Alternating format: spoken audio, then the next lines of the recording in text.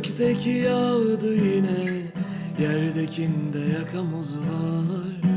Bu bir soygundur der gibi bakan, gözlerinden artık gider gibiyim.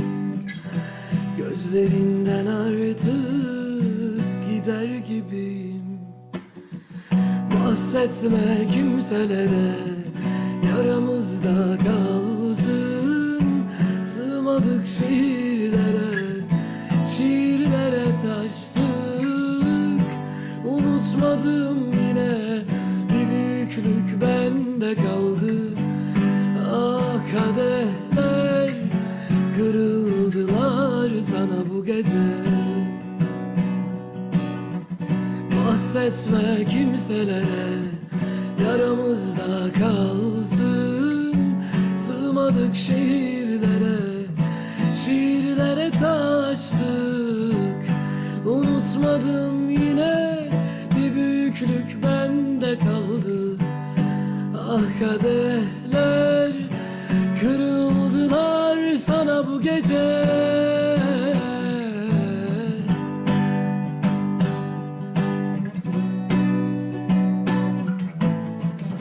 Söz ettim mavilere, içimdeki yaralardan. Gökteki yağdı yine, yerdekinde yakamoz var.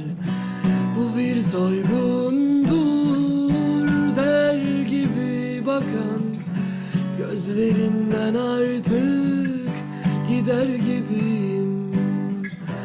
Gözlerinden artık gider gibiyim.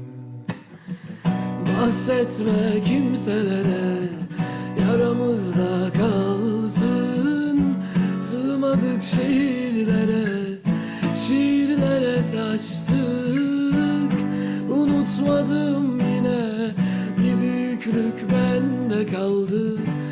Ah kadehler kırıldılar sana bu gece. Bahsetme kimselere, yaramızda kalsın. Sığmadık şiirlere taştık. Unutmadım yine, bir büyüklük bende kaldı. Ah kadehler kırıldılar